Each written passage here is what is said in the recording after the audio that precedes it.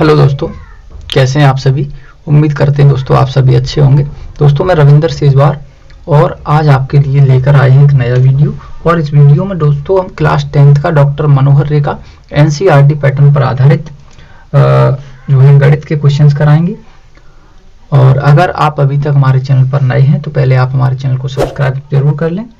और अंत में अगर हमारा वीडियो आपको पसंद आए तो हमारे वीडियो को ज़्यादा से ज़्यादा लाइक करें, साथ ही अपने दोस्तों के साथ शेयर भी करें। और अगर आप हमारे चैनल से जुड़ना चाहते हैं तो आप हमारे चैनल को सब्सक्राइब करने के बाद उसके बेल आइकन का बटन भी प्रेस कर लें। और अगर नहीं जुड़ना चाहते हैं तो भी कोई दिक्कत नहीं है। कुल मिला के आप जो भी हम यहाँ पर क्वेश्चंस कराते हैं उनसे कुछ ना कुछ तो आपको लाभ मिल जरूर सकेगा, थोड़ा बहुत अगर देखेंगे तो दोस्तों चलिए शुरू करते हैं। एक्सरसाइज आपको पता ही है कि पिछले वीडियो में एक्सरसाइज जो है कौन सा चल रहा था, क्लास 10th का एक्सरसाइज था 13D, 13D। ठीक है, डॉक्टर मनोहर रे का मैथ था और 13D एक्सरसाइज था।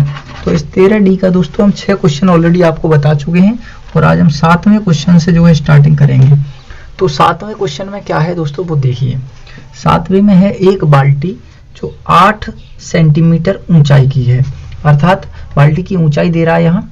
और देखिए एक बाल्टी जो 8 सेंटीमीटर ऊंचाई की है, तांबे की चादर से एक लंबवृत्तीय शंकु के आकार का एक छिन्नक है। जो बाल्टी है वो तांबे की चादर से बनाई गई है और लंबवृत्तीय शंकु के आकार का एक छिन्नक है, जिसके नीचे तथा ऊपर के सिरों की त्रिज्याएं 3 सेंटीमीटर तथा 9 सेंटीमीटर है। तो गणना द्वारा ज्ञात कीजिए नंबर फर्स्ट बाल्टी वाले भाग के शंकु की ऊंचाई, बाल्टी वाले भाग के शंकु की ऊंचाई। नंबर 2 बाल्टी में भरे जा सकने वाले पानी का आयतन। और नंबर 3 बाल्टी के बनाने वाली तांबे की चादर का क्षेत्रफल। तो दोस्तों ये सब चीजें हमें ज्ञात करनी है। तो चलिए दोस्तों शुरू करते हैं। देखिए क्या कह रहा है इसमें, ये कह रहा है बाल्टी जो 8 सेंटीमीटर ऊंचाई की है। मान लीजिए माना बाल्टी की ऊंचाई जो है h मान ली हमने, वो दी गई है 8 सेंटीमीटर। ठीक है, एक लंबवृत्तीय शंकु के आकार की है, शंकु के छिन्नक के आकार की। ठीक है, जिसके नीचे तथा ऊपरी सिरों की त्रिज्याएं 3 और 9। तो दोस्तों R1 को तो हम मानेंगे 9 क्योंकि ये बड़ी त्रिज्या होती है। ठीक है, हमने आपको पहले ही बताया था। और R3 को मानेंगे, सॉरी R2 को मानेंगे, कितना मानेंगे 3 सेंटीमीटर। तो R1 का मान दिया है, R2 का मान दिया है। ठीक है, R1 R2 दोनों दिए हैं हमें। तो इसके बाद जो है अब क्या करना है हमें, गणना द्वारा बाल्टी वाले भाग के शंकु की ऊंचाई। तो दोस्तों बाल्टी वाले भाग के शंकु की ऊंचाई को हम मान लेते हैं, माना बाल्टी वाले भाग के शंकु की ऊंचाई। तो बाल्टी वाले भाग की शंकु की ऊंचाई मान लीजिए हम क्या मान लें, h डैश मान लेते हैं। क्या मान लेते हैं, h डैश। तो दोस्तों इसका एक सूत्र होता है, जब हमें R1 R2 दिया हो और ऊंचाई दी हो, तब अगर दूसरी ऊंचाई पूछे तो उसका सूत्र दोस्तों हम लगा देते हैं यहाँ h R1 बट्टे R1 माइनस R2। इसका मतलब ये है कि जो h यानी जो ऊंचाई दी होती है उसमें हम क्या कर देते हैं, बड़ी त्रिज्या का गुणा करके और बड़ी त्रिज्या में से छोटी त्रिज्या हम घटा देते हैं, तो हमारी जो नई ऊंचाई होती है वो निकल आती है। दोस्तों h का मान कितना दिया है, h का मान दिया है 8 और ऊंचाई ये सॉरी त्रिज्या R1 9 और बट्टे में R1 माइनस R2 अर्थात 9 माइनस 3। तो 8 का 9 में गुणा करेंगे तो ये हो जाएगा 72 और 9 में से जब 3 जाएगा तो ये हो जाएगा 6। और जब 6 से जब इसको भाग करेंगे तो 6 एकन 6 और 6 दूनी 12, तो बराबर आ जाएगा 12 और सेंटीमीटर। जो नई ऊंचाई आई वो कितनी आ गई, 12 सेंटीमीटर आ गई। या दोस्तों देखिए एक और हम इसका सरल तरीके से एक और बता देते हैं कि जो ऊंचाई है ये दोनों त्रिज्याओं के योग के बराबर होती है। जो ऊंचाई है इस तरीके से जब कोई क्वेश्चन पूछता है तो उसमें दोनों त्रिज्याओं का योग एक ऊंचाई बन जाती है। देखिए 9 और 3, कोई हमारी चादर थी और इस चादर को हमने घुमा करके क्या बनाया है, देखिए अभी इसकी ये है ऊंचाई, चादर की लंबाई कहें या ऊंचाई कहें। तो देखिए जब हम इसको घुमाएंगे, जब इसका बाल्टी बनाएंगे, छिन्नक बनाएंगे इसका, तो क्या होगा, ये त्रिज्या बनेगी ये पूरी 9 की और ये 3 की। एक तरह से 9 और 3 अगर हम दोनों को ऐड भी कर दें तो भी 12 सेंटीमीटर हमारा आ जाएगा। लेकिन ये तरीका बिल्कुल सही नहीं है, इस तरीके से हम नहीं कर सकते हैं। तो उसके लिए एक फॉर्मूला ये है, क्या है, अगर हम दूसरी ऊंचाई निकालेंगे तो h1 मान सकते हैं इसको, या कुछ भी मान सकते हैं, h2 मान सकते हैं, h डैश। तो h डैश बराबर h इंटू r1, यानी जो बड़ी ऊंचाई बड़ी त्रिज्या है उसका गुणा करेंगे ऊंचाई में और बड़ी में से छोटी त्रिज्या घटा देंगे। तो यहाँ पर जो बाल्टी की जो ऊंचाई निकली, बाल्टी वाले भाग के शंकु की जो ऊंचाई निकली वो आई 12 सेंटीमीटर। देखिए दूसरा पॉइंट क्या दे रहा है इसमें, दूसरे में क्या कह रहा है उसको भी समझ लीजिए।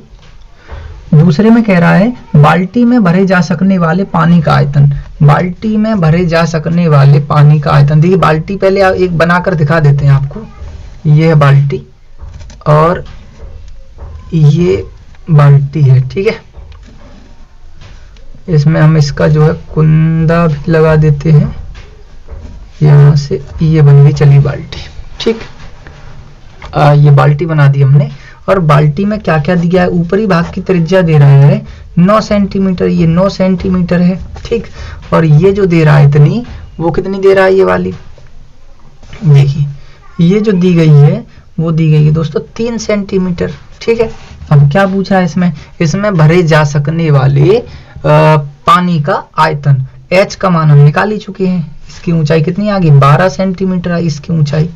अब इसका आयतन हमें निकालना है, बाल्टी में भरे जा सकने वाले पानी का आयतन, चलिए निकाल देते हैं। तब बाल्टी में भरे जा सकने वाले पानी की मात्रा, तो बाल्टी में भरे जा सकने वाले पानी की जो मात्रा होगी वो क्या होगा, इसके आयतन के बराबर होगी, यानी छिन्नक का आयतन हो गया एक तरह से, छिन्नक का आयतन क्या हो गया, छिन्नक का आयतन। तो दोस्तों छिन्नक का आयतन क्या होता है, छिन्नक का आयतन जो होता है वो 1/3 पाई और कोष्टक में या पाई h r1 square plus r2 square और प्लस r1 r2, ये होता है छिन्नक का आयतन, ठीक है दोस्तों। तो अब हम इसमें लगाएंगे तो यहाँ पे क्या मिलेगा हमें, 1/3 पाई है तो पाई रखी रहने दीजिए। h का मान कितना आया था, जो h डैश था इसका 12 आया था, ठीक है, 12 लगा देंगे। जो इसकी ऊंचाई आई थी, सॉरी बाल्टी जो 8 सेंटीमीटर ऊंचाई की, सॉरी ये दोस्तों शंकु के छिन्नक की है, 1 मिनट, ये क्या है, बाल्टी की ऊंचाई तो पहले से सवाल में दे रखा है, कितना दे रखा है 8 सेंटीमीटर ऊंची कोई बाल्टी है। ये तो हमारी जो आई है वो इससे बने शंकु की ऊंचाई आई है। जब बाल्टी से जो एक लंबवृत्तीय शंकु के आकार का जो चादर थी, तांबे की चादर से एक लंबवृत्तीय शंकु के आकार का एक छिन्नक था, यानी बाल्टी वाले भाग से शंकु की ऊंचाई, बाल्टी वाले भाग से जो शंकु बना था उसकी ऊंचाई निकली थी 12, ठीक है। लेकिन हमें पहले से बाल्टी की ऊंचाई कितनी दे रहा है, 8 दे रहा है, तो हम यहाँ 8 ही रखेंगे दोस्तों। ये चीज आपको विशेष ध्यान देनी है कि ये बाल्टी की ऊंचाई पहले से दे रहा है। R1 का मान 9 दिया है, 9 का वर्ग करेंगे हम बड़ा वाला, तो 9 का वर्ग हो गया 81, ठीक है। अब R2 3 का वर्ग है तो 3 का वर्ग हो गया 9, R1 R2, तो 9 का गुणा जब हम 3 में करेंगे तो 9 3 हो जाएगा 27, ठीक है। अब इसको हम हल करेंगे तो देखिए क्या हो जाएगा, जब हम इसको जोड़ेंगे, देखिए क्या करेंगे, जब हम इसको जोड़ेंगे तो 1/3 तो चल ही रहा है, ये कितना चल रहा है 1/3, और पाई भी चल रहा है, गुणा 8 भी चल रहा है, ठीक है। 81, 9 और 27 जोड़ेंगे तो दोस्तों हो जाएगा 117, कितना हो जाएगा 117, ठीक है। देखिए 9 7 16 और 1 17 की 7, 5 1 8 2 10 और 1 11, इतना हो गया। और जब हम इसका आपस में गुणा करेंगे तो एक काम कर लीजिए, 3 से इसको काट देंगे, 3 3 9, 2 बचे, 3 में 27, कितना आ जाएगा। अब 39 का गुणा कर दीजिए 8 में, तो 8 में 72 की 2, 8 थी 24 और 7 31, और ये पाई है तो पाई, तो इतने घन सेंटीमीटर क्या आ जाएगा, इतने घन सेंटीमीटर इसमें पानी आ जाएगा। क्या आ जाएगा 312 पाई घन सेंटीमीटर इसमें पानी आ जाएगा। और जो इस छिन्नक से जो शंकु बना था उसकी ऊंचाई आ गई 12 सेंटीमीटर।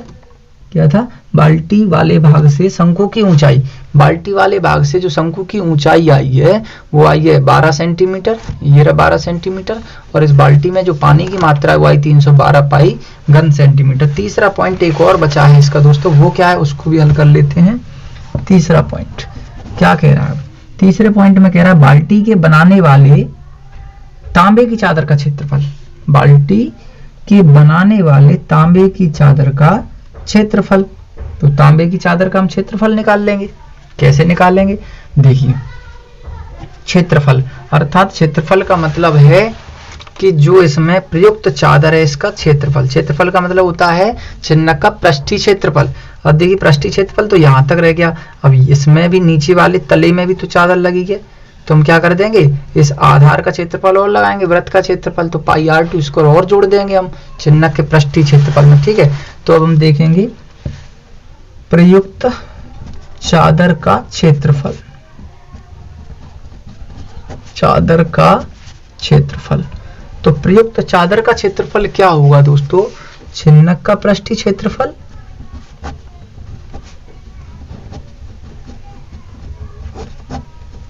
छिन्नक का पृष्ठीय क्षेत्रफल प्लस आधार का क्षेत्रफल। देखिए दोस्तों, आधार, ये आधार में है वृत्त और इसको मानते हैं हम r2। क्या मानते हैं? r2। तो आधार का क्षेत्रफल हो जाएगा पाई r2 स्क्वायर। क्या हो जाएगा? यहाँ लिख देते हैं आधार का क्षेत्रफल पहले, उसके बाद लगाएंगे। अब छिन्नक का पृष्ठीय क्षेत्रफल क्या होता है? छिन्नक का पृष्ठीय क्षेत्रफल होता है पाई कोष्टक में r1 प्लस r2 और l, और आधार का क्षेत्रफल हो जाएगा पाई r2 स्क्वायर, क्योंकि छोटी त्रिज्या है तो r2 का वर्ग करना पड़ेगा। ठीक है, अब हमें l ज्ञात करनी पड़ेगी, तो l बराबर क्या होता है दोस्तों? अंडर रूट में h स्क्वायर प्लस, ठीक है, क्या होता है h स्क्वायर और प्लस r1 माइनस r2 का होल स्क्वायर, ये होता है। चलिए अब हम इसमें लगा देते हैं h कितनी आई थी दोस्तों? h आई क्या थी? h तो दे रहा था 8, तो 8 का वर्ग कर देंगे, तो ये हो जाएगा 64 प्लस r1 का मान था 9 और 9 माइनस r2 का मान था 3 और इसका वर्ग कर देंगे। ठीक है, देखिए l बराबर 64 और देखिए 9 में से 3 जाएंगे तो 6 और 6 का वर्ग होता है दोस्तों कितना होता है? 36। अब l बराबर जब ज्ञात करेंगे 64 36 होता है 100 और 100 से जब बाहर आएगा तो 10 निकल आएगा, कितना? 10 सेंटीमीटर। तो दोस्तों ये l आ गया हमारा। चलिए लगा दीजिए। अब यहाँ पे पाई का मान 22/7 लगा दें या फिर हम पाई का पाई ही रहने दें, जब हमने पहले वाले में नहीं लगाया है तो इसमें भी मत लगाइए। r1 का मान 9, r2 का मान 3, l का मान ये निकाल लिया 10 प्लस पाई जैसा है वैसा रहने दीजिए। r2 का मान है 3, तो 3 का वर्ग हो जाएगा। ठीक है, हल करेंगे तो दोनों में से पाई ले लीजिए बाहर, कितना आ जाएगा? देखिए 9 और 3 12, 12 का 10 में गुणा करेंगे तो 12 धाम के 120 प्लस और ये हो गया 3 का वर्ग 9। ठीक है, अब 120 और 9 को जब जोड़ेंगे तो हो जाएगा 129 और ये पाई है तो पाई। अब पृष्ठीय क्षेत्रफल है तो यहाँ लिख देंगे वर्ग सेंटीमीटर। क्या लिख देंगे? वर्ग सेंटीमीटर। तो दोस्तों बहुत इजी था, कोई दिक्कत नहीं थी। बस आपको एक चीज यहाँ समझनी है, जो इस सवाल में नई चीज क्या आई है कि जब हमें ऊंचाई एक दे रही हो, सवाल में दिया हो और r1 r2 दिए हो और कोई दूसरी ऊंचाई पूछे तो वहां पर हम क्या कर देते हैं, उस ऊंचाई के बराबर क्या करेंगे? पहली ऊंचाई इनटू पहली त्रिज्या, पहली ऊंचाई इनटू पहली त्रिज्या बट्टे r1 माइनस r2 यानी बड़ी त्रिज्या में से छोटी त्रिज्या घटा देते हैं, तो हमें जो ऊंचाई पूछता है वो निकल आती है। ठीक है, ये एक फॉर्मूला है, आप इसको ध्यान रखिएगा। अगर कभी ऐसा क्वेश्चन आता है तो आपको ध्यान रखना है, बोर्ड में आप ध्यान रखिएगा किस तरीके से इसकी जो है ऊंचाई निकल आती है। चलिए अब हम बढ़ते हैं नेक्स्ट क्वेश्चन की ओर। अब नेक्स्ट क्वेश्चन क्या है? वो क्वेश्चन भी अच्छा है, इंपॉर्टेंट क्वेश्चन है। चलिए क्या क्वेश्चन है? ये कौन सा था? 7वां था, अब देखेंगे 8वां। ठीक है, 8वां क्वेश्चन क्या कह रहा है? 8वें क्वेश्चन में कह रहा है दोस्तों, एक शंकु की ऊंचाई 30 सेंटीमीटर है। क्या है? एक शंकु की ऊंचाई 30 सेंटीमीटर है और आधार के समांतर किसी समतल के द्वारा एक छोटा शंकु काटा गया है, इसका आयतन दिए हुए शंकु के आयतन का 1/27 है, आधार से ऊपर कितनी ऊंचाई पर वह भाग है। तो ये पूछ रहा है आधार से कितनी ऊंचाई पर वह भाग है। देखिए दोस्तों, पहले हम एक शंकु बना लेते हैं। क्या कर लेते हैं, एक शंकु।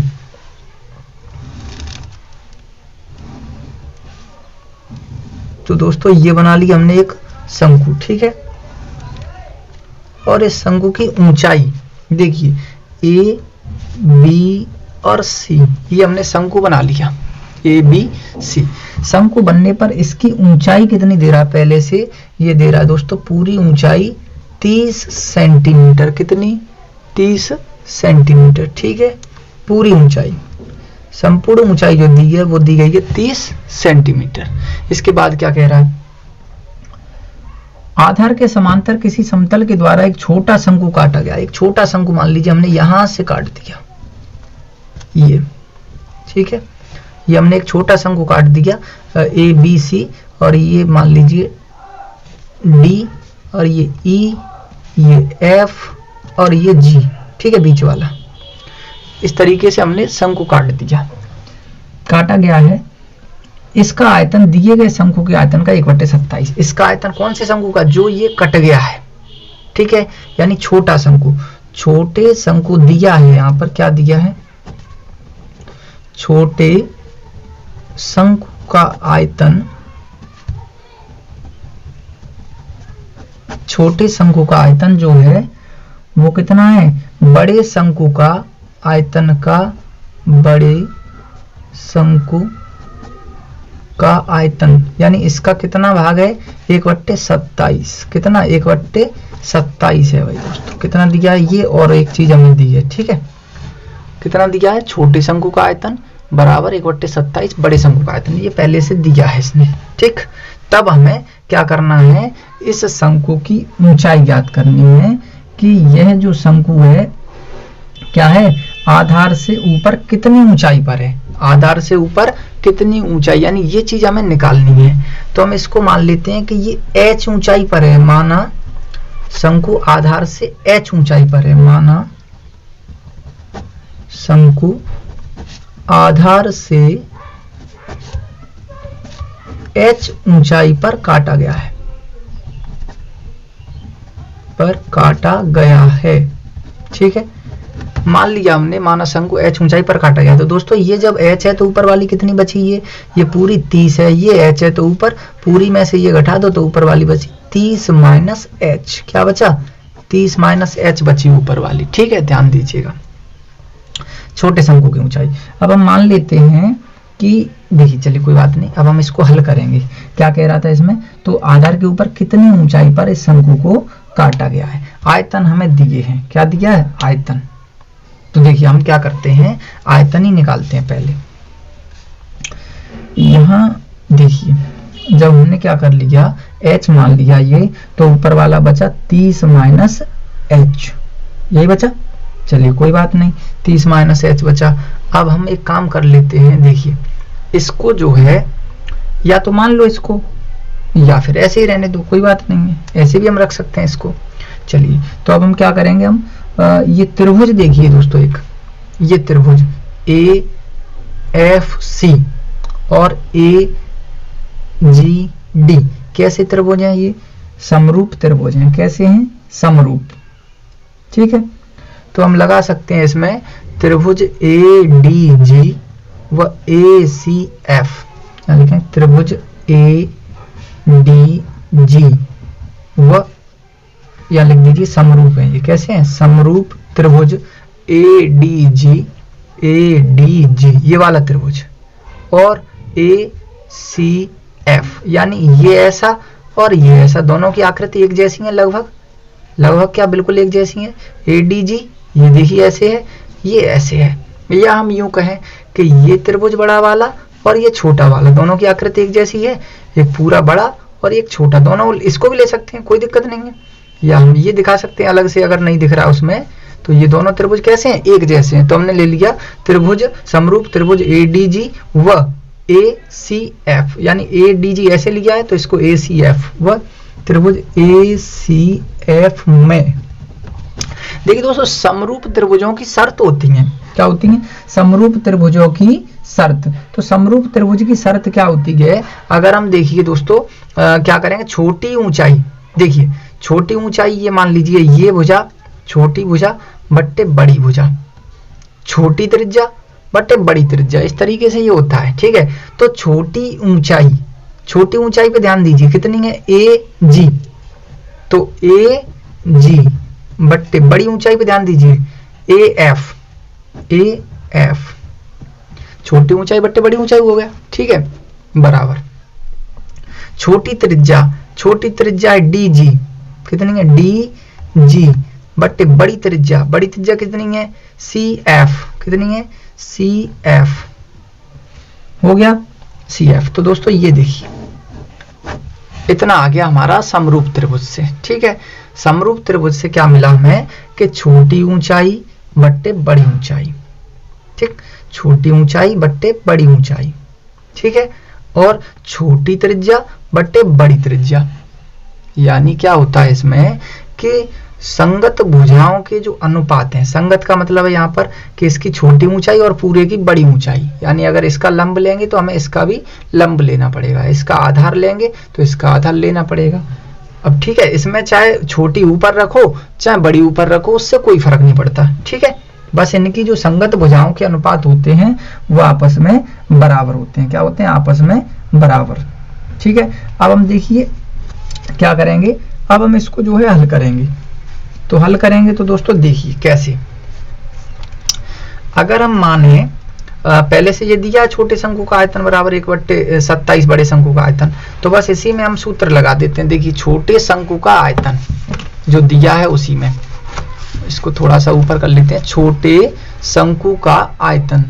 तो दोस्तों छोटा शंकु का आयतन, अब शंकु के आयतन तो दोनों बराबर होते हैं, तो छोटे शंकु का आयतन है तो देखिए 1/3 छोटे शंकु का आयतन, हम यहीं से आप एक लाइन इसको जो है यहाँ लिख सकते हैं उसके बाद, तो 1/3 पाई और r² h होता है, क्या होता है? r² h। तो छोटा जो शंकु है उसमें छोटी त्रिज्या लगाएंगे, देखिए छोटी त्रिज्या क्या है? डी जी, क्या है? डी जी है, तो हम डी जी लगाएंगे, ठीक है, डी जी का स्क्वायर, या एक बार हम इसको ऐसे लिख सकते हैं पाई r² और h, ठीक है। तो h, अब देखिए इसकी h कितनी है, या एक काम कीजिए अगर ऐसे ना समझें तो 1/3 सीधा सीधा उसमें देखेंगे, पाई है तो पाई r, अब देखिए r इसकी कितनी है? r है dg, तो dg², ठीक है, r² h हो गया। अब h कितना है? देखिए h है ag, कितना है? ag, क्या हो गया? ag। चलिए अब इधर, अब दोस्तों क्या 1/27 है, 1/27 लिख देते हैं, 1/27 लिख दिया। इसका भी क्या करेंगे? 1/3 शंकु का आयतन लगाएंगे बड़े वाले का, पाई r², r दोस्तों कितना है? इसका CF है, कितना है? CF, तो CF² और h इसका कितना है? इसका f है, h है AF, कितना? AF, ठीक, ये हमने लगा दिया दोस्तों, ठीक है। इसके बाद देखिए अब आप 1/3 पाई से 1/3 पाई गया, 1/3 पाई से 1/3 पाई गया, ठीक है। अब क्या बचेगा उस पे आपको नजर डालनी है। देखिए क्या बचेगा, जैसे आयतन दोनों के हमने लगा दिए, अब ये है हमारा 1/27, कोई बात नहीं है। ये देखिए dg², ये जो 1/27 है उसे इधर रहने दो, इन सबको इधर ले आओ, तो dg² है, ठीक है, dg² और ag है, कोई दिक्कत नहीं है, इनको ले आइए। CF² नीचे आ जाएगा, क्या हो जाएगा? नीचे आ जाएगा CF² और AF भी आ जाएगा नीचे, क्या आ जाएगा? AF भी नीचे आ जाएगा। अब देखिए क्या बचा, इधर तो कुछ बचा ही नहीं, 1/27 बचा, केवल कितना बचा? 1/27, इतना ही। चलिए अब देखिए दोस्तों dg² और CF², dg² और CF², अगर हम एक काम करें, इसको ऐसा ना करके इसको ऐसा कर दें, देखिए dg/CF, और इसका कर दें होल स्क्वायर। क्या कर दें? Whole square. क्यों कर रहे हैं? क्योंकि इन दोनों पे भी तो स्क्वायर है, तो हमने दोनों को बंद करके और होल स्क्वायर कर दिया। और AG बट्टे में AF क्या है? AF है। तो AF लिख लीजिए, कोई दिक्कत ही नहीं है भाई, आराम से करते चलिए। कितना है? 1/27। ठीक है, इतना हो गया। अब ध्यान दीजिए दोस्तों, DG बट्टे CF, DG बट्टे CF किसके बराबर है? AG बट्टे AF के। DG बट्टे जो CF है वो किसके बराबर है? AG बट्टे AF के है। तो देखिए हम DG बट्टे CF की जगह क्या लिख सकते हैं? AG बट्टे AF। क्या लिख सकते हैं? AG बट्टे AF। चलिए AG बट्टे AF ये लिख दिया। अब इस पे वर्ग है तो वर्ग कर दो, इनटू ये क्या है? AG बट्टे AF है, AG बट्टे AF। देखिए AG बट्टे AF और 1/27 है। दोस्तों ध्यान दीजिए यहाँ पर कि AG बट्टे AF जो है इसका होल स्क्वायर है और ये AG बट्टे AF है, इसका एक घात मान लेते हैं। तो इसकी टोटल घात कितनी हो जाएंगी? 3। तो अब हम यहाँ दिखा देते हैं आपको इस तरफ। देखिए AG बट्टे AF और AG बट्टे AF दोनों मिलाकर हो गई घात है 3, यानी AG बट्टे AF की घात जो है वो हो जाएगी 3। ठीक है, अब इधर क्या बचा? 1/27 है जी। अब 1/27 को हम क्या कर सकते हैं? 1/3 के ऊपर Q कर सकते हैं। ठीक है, 1/3 के ऊपर Q। अब Q से Q जब हट जाएगा तो AG बट्टे AF का मान कितना आ जाएगा? देखिए AG बट्टे AF बराबर कितना आ जाएगा? 1/3। कितना आ गया? AG बट्टे AF का मान आ गया 1/3। अब यहाँ से हमें AG बट्टे AF मिला। अब एक चीज ध्यान देनी होगी हमें चित्र में, AG का मान ध्यान दीजिए। यहाँ पर देखिए AG का मान कितना है? 30 - H। और AF देखिए AF कितना है? पूरी ऊंचाई, तो पूरी ऊंचाई है 30। अब हमें ये यहाँ पर लगानी है। तो दोस्तों नेक्स्ट पेज पे देखते हैं। देखिए या कोई दूसरा यहाँ से पेज ले लेते हैं। चलिए हम जो है इस पे बता देते हैं आपको क्या क्या था वो आप देखिए। देखिए कितना है AG और AF। तो चित्र में अगर ध्यान दें AG और AF की वैल्यू देखिए एक बार। AG का मान है 30 - H और AF का मान है 30 पूरा। ठीक है, तो 30 - H बट्टे 30 कर लेंगे। कितना कर लेंगे? 30 - H बट्टे में संपूर्ण ऊंचाई AF है 30। ठीक है, अब बराबर कितना चल रहा है? 1/3। अब यहां से हल कर देंगे तो आ जाएगा अपना। देखिए क्या है? देखिए 3 × 3 और 3 से कट गया ये 10 बार। ठीक है, अब कितना बचा? 30 - H बट्टे 10 बराबर 1/1। इतना ही क्रॉस मल्टीप्लाई करेंगे तो देखिए दोस्तों 30 - H और 10 × 10 और हल करेंगे तो दोस्तों देखिए अब क्या करेंगे? H को इधर ले आएंगे, 30 को इधर ले आएंगे, या ऐसे समझ लीजिए कि 30 को उधर ले चलते हैं। तो यहाँ बचा -H। 30 को जब इधर लाएंगे तो 10 तो है ही, माइनस का हो गया 30। तो -H बराबर जब 10 में से 30 जाएगा तो -20 बचेगा, माइनस से माइनस कैंसिल हो जाएगा, तो H बराबर बचेगा 20 सेंटीमीटर। और दोस्तों यही इसमें पूछ रहा था। क्या पूछ रहा था? एक बार हम फिर से आपको बता देते हैं। पूछ रहा था कि आधार से ऊपर कितनी ऊंचाई पर शंकु काटा गया है। तो दोस्तों यहाँ पे एक बार आप चित्र में फिर से समझिए कि आधार ये है, आधार से कितनी ऊंचाई पर शंकु काटा गया है। तो हमने माना शंकु आधार से h ऊंचाई पर काटा गया है। कितनी ऊंचाई पर? h ऊंचाई पर काटा गया है। तो उसी h का मान जो आया है वो आया 20 सेंटीमीटर, अर्थात 20 सेंटीमीटर ऊंचाई से जो शंकु है वो काटा गया है। ठीक है दोस्तों, तो उम्मीद करते हैं आप इस क्वेश्चन को भी अच्छे से समझ गए होंगे। दोस्तों हमारे पास थोड़े से उपकरण कम हैं, बस बाकी और कोई दिक्कत नहीं है। थोड़ा सा जो है एक तो चीज है क्लियरिटी की, शायद आप क्लियरिटी नहीं आ रही हो ठीक से, पर कोई दिक्कत नहीं है दोस्तों। आप अगर समझेंगे पूरी तरह से इसको जो है देखेंगे तो आप बिल्कुल आसानी से समझने लगेंगे। ठीक है, चलिए अब हम बढ़ेंगे अगले क्वेश्चन की ओर। क्वेश्चन नंबर अगला क्या है अब वो भी देखते हैं। 8 के बाद क्वेश्चन नंबर 9। तो क्वेश्चन नंबर 9 को देखेंगे तो देखिए क्वेश्चन नंबर 9, चलिए क्वेश्चन नंबर 9, क्वेश्चन नंबर 9 को भी जो है पढ़ लेते हैं। क्या लिखा है, 8 सेंटीमीटर त्रिज्या और 12 सेंटीमीटर ऊंचाई वाले शंकु को आधार के समांतर बीच से दो बराबर भागों में विभाजित किया गया है, दोनों भागों के आयतनों का अनुपात ज्ञात कीजिए। क्या कह रहा है दोस्तों, वो चीज आपको समझनी पड़ेगी। देखिए एक शंकु है, एक शंकु है दोस्तों, देखिए हमने एक शंकु बना लिया, ये हो गया भाई शंकु ए बी और सी, ठीक है, एक शंकु बना लिया हमने। और इस शंकु को क्या किया गया है, शंकु की जो देखिए 8 सेंटीमीटर त्रिज्या और 12 सेंटीमीटर ऊंचाई, शंकु की त्रिज्या दे रहा है 8 सेंटीमीटर। दोस्तों आपको अपना मैथ खोलकर रख लेंगे आप तो बड़ी आसानी होगी समझने में। और 12 सेंटीमीटर शंकु की ऊंचाई दे रहा है, ठीक है, क्योंकि हम बार बार पढ़ें तो वो भी सही नहीं है।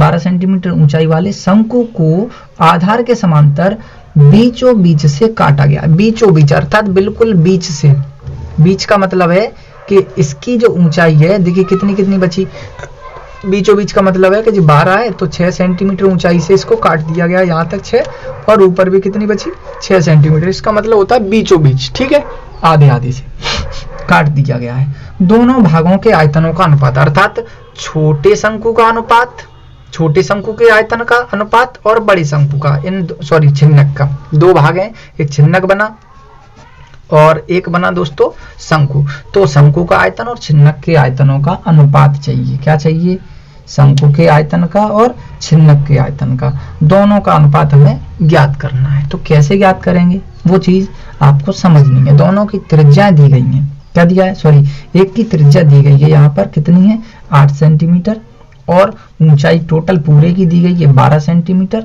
ठीक है, बीचों बीच से दो बराबर भागों में बांटा गया है। तो दोनों भागों के आयतनों का अनुपात ज्ञात कीजिए। ठीक है दोस्तों, ज्ञात कर लेते हैं हम आयतनों का अनुपात, कोई दिक्कत ही नहीं है। ठीक, अब हम क्या करते हैं, ये जो त्रिज्या दी गई है हमें R1, कितनी दी गई है R1, R1 का मान दिया गया 8 सेंटीमीटर, R2 हमें नहीं दी गई है। टोटल शंकु की संपूर्ण ऊंचाई, संपूर्ण ऊंचाई जो दी गई है वो दी गई है 12 सेंटीमीटर, ठीक है, और बीचों बीच से काट दिया गया, बीचों बीच से काटा गया है, बीचों बीच से काटा गया है। तब शंकु की ऊंचाई जो मीटर और जो छिन्नक प्राप्त हुआ काटने पर, छिन्नक की भी ऊंचाई जो आई वो भी आई 6 सेंटीमीटर, ठीक है, दोनों की ऊंचाइयां कितनी आ गई 6 सेंटीमीटर आ गई, कोई दिक्कत नहीं है। संपूर्ण ऊंचाई 12 है, ठीक है, संपूर्ण ऊंचाई जो है वो 12 है, और शंकु की 6 और छिन्नक की भी 6, और इसकी त्रिज्या R1 8 है, और दूसरी त्रिज्या हमें नहीं दी है। तो एक काम करते हैं, ए बी सी हो गया, ये D और ये E, ठीक, और ये F और ये हो गया G, ठीक, जैसा अभी किया था बिल्कुल वैसे ही करेंगे। एक त्रिभुज देखिए ADG और ACF, ये त्रिभुज और ये त्रिभुज दोनों की आकृति एक जैसी है दोस्तों, ये समरूप हो जाते हैं। अब ये आप पे डिपेंड करता है कि आप ये त्रिभुज लगाओगे कि ये वाला लगाओगे, चाहे आप इस त्रिभुज को भी लगा सकते हैं, ये त्रिभुज और बड़ा वाला त्रिभुज, कोई दिक्कत नहीं, कैसे भी लगा सकते हैं आप।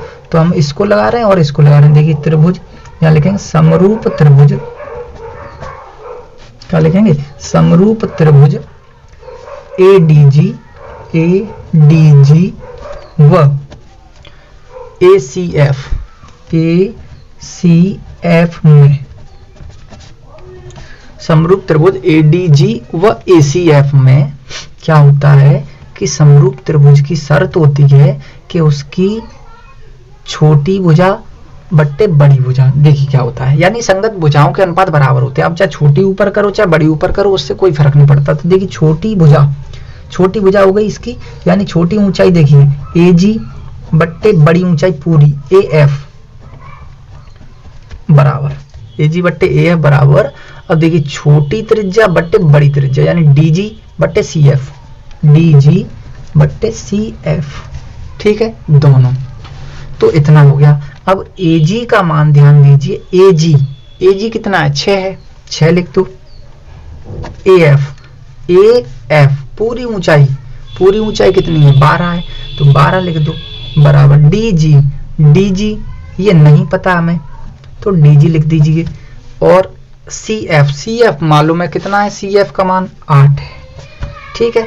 चलिए अब इस DG को त्रिज्या मान लेते हैं R2। क्या मान लेते हैं, R2, क्योंकि R1 का मान 8 दिखा है, तो ये R2 हमें ज्ञात करनी है। चलिए कोई बात नहीं, 6 एकन 6, 6 दूनी 12, 1/2 आ गया इधर, ठीक है, बराबर DG बट्टे 8। अब DG का मान क्या माना हमने, R2 माना है, तो इसको R2 लिख लेते हैं। क्या लिख लेते हैं, R2, और बट्टे में 8। देखिए अब एक और चीज क्या करेंगे, R2 हमें निकालना है, तो इस 8 को यहाँ पहुंचा दो। चलिए तो R2 बराबर क्या आ गया, 8/2 आ जाएगा, 8/2 कितना आ गया, 8/2, तो 2 चौके 8। R2 की जो वैल्यू निकली यहाँ पर दोस्तों, R2 का जो मान आया वो आ गया 4 सेंटीमीटर। कितना आ गया, यानी छोटी त्रिज्या R2 जो निकली वो निकली 4 सेंटीमीटर। कोई दिक्कत ही नहीं है, अब त्रिज्या आ गई हमारे पास, आधा काम हमारा हो गया है। चलिए अब आगे और देखते हैं। अब क्या कह रहा है, काटा गया बराबर भागों में, दोनों भागों के आयतनों का अनुपात चाहिए। पहले शंकु का आयतन निकाल लीजिए, फिर छिन्नक का आयतन निकाल लीजिए, ठीक है। चलिए मान लेते हैं, माना शंकु का आयतन है V1 तथा छिन्नक का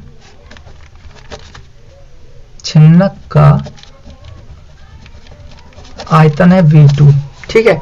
दोनों हमने मान लिए, तब दोनों का अनुपात चाहिए। क्या चाहिए, अनुपात। तब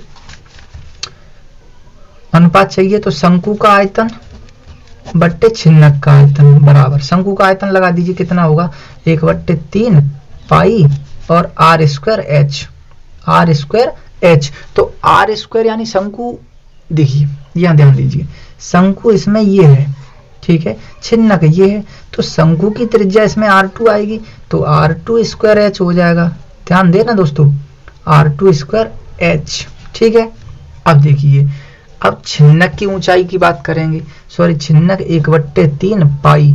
अब देखिए छिन्नक की जो त्रिज्या होगी वो क्या होगी दोस्तों, 8 होगी। क्या होगी, छिन्नक की त्रिज्या। अब छिन्नक की त्रिज्या ऐसे 8 नहीं लगा देंगे, छिन्नक के आयतन का सूत्र कुछ और ही होता है, 1/3 पाई, और ब्रैकेट के अंदर जो होता है, या H पहले कर लो, और ब्रैकेट के अंदर दोस्तों देखिए, ब्रैकेट के अंदर क्या होता है, R1², एक मिनट दिखाई नहीं दे रहा है, थोड़ा सा ऊपर कर देते हैं, R1² प्लस R2² और प्लस R1R2, तो ये होता है छिन्नक के आयतन का सूत्र। बड़ी ही सावधानी से लगाना है, V1 बट्टे V2 बराबर।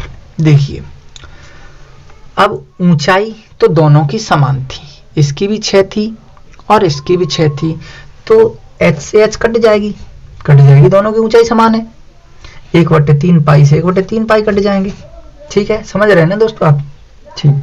बचा क्या, उसको भी आपको समझना पड़ेगा। तो देखिए क्या बचा, R2²। अब R2 का मान हमने कितना निकाला था, 4। कितना निकाला था, R2 का मान 4 निकाला था। चलिए तो 4 का जो वर्ग होगा वो कितना हो जाएगा, 16, ठीक है। अब R1², R1 का मान है 8, तो 8 का वर्ग हो जाएगा 64, प्लस R2 का मान है 4, 4 का वर्ग हो जाएगा 16, ठीक है, 16 हो जाएगा। इसके बाद देखिए अब कितना हो गया, R2 का मान हो गया 16, ठीक है, और R2 का 16 हो गया। इसके बाद R1 का मान कितना था, 8, तो 8 का वर्ग हो गया 64, R2 का मान था 4, 4 का हो गया 16, प्लस देखिए R1 का मान, तो R1 का मान 8 है, R2 का मान 4 है, कितना है, 4। जब हम इसको हल करेंगे तो कितना आ जाएगा दोस्तों, वो आपको ध्यान देना पड़ेगा। देखिए कैसे इसको हल कर लीजिए, तो कितना आ जाएगा, देखिए V1 बट्टे V2 बराबर 16 तो ऊपर है ही, नीचे कितना हो जाएगा, देखिए 64 और ये 60 70 80, कितना हो गया 80, प्लस 8 चौके कितना होता है 32, कितना होता है 32, और हल करेंगे तो 16 बट्टे 80 और 32 कितना हो जाएगा 112, कितना हो जाएगा 112, ठीक है। और देखिए 16 से कट जाएगा, 16 एकन 16 और 16 सत्ते 112, कितनी बार 7 बार। तो दोस्तों यहाँ पर जो अनुपात आया V1 अनुपात V2 अर्थात शंकु का आयतन बट्टे छिन्नक का आयतन आ गया 1/7, या हम इसको V1 अनुपात V2 बराबर क्या कह सकते हैं 1/7 भी कह सकते हैं दोस्तों। कितना कह सकते हैं 1/7। तो उम्मीद करते हैं दोस्तों आप क्वेश्चन समझने लगे होंगे। अब तो बहुत ईजी है, कोई ऐसी इसमें समझने वाली बात ही नहीं है, क्योंकि आप तो समझदार हैं, और समझदार हैं तो समझ ही रहे होंगे। चलिए दोस्तों, इसके बाद क्या है कि ये प्रश्नावली 9 क्वेश्चन है और बाकी तो एक भी बचा नहीं है इसमें। तो ये प्रश्नावली यहाँ पर पूर्ण रूप से फिनिश होती है, बाकी और इसमें कुछ पूछ ही नहीं रहा है, केवल यही पूछ रहा था कि दोनों भागों के आयतनों का अनुपात, तो दोनों भाग शंकु का और छिन्नक के आयतनों का अनुपात जो आया वो आएगा 1/7। तो उम्मीद करते हैं दोस्तों कि आप आज के इस वीडियो में हमारे द्वारा जो भी क्वेश्चन आपको बताए गए, जो भी क्वेश्चन सॉल्व कराए गए वो समझ गए होंगे। अब इसके बाद क्या करेंगे दोस्तों वो चीज भी आप समझ लीजिए। इसके बाद ऑब्जेक्टिव प्रश्नावली है तो आप उसको खुद ही कर सकते हैं, तो वो दोस्तों आपको खुद ही करनी है, ठीक है। ऑब्जेक्टिव है आप कर सकते हैं, कोई दिक्कत नहीं है। अगर किसी सवाल में कोई दिक्कत हो तो आप हमें कमेंट बॉक्स में कमेंट करके जरूर बताएं, तो हम आपके लिए वीडियो बनाकर एक और अपलोड कर देंगे जिसमें 16 ये कौन सा है 13 EB जो है करा दी जाएगी। तो दोस्तों अब हम नेक्स्ट कोई चैप्टर स्टार्ट करेंगे, तो बने रहिए हमारे साथ। जय हिंद, जय भारत।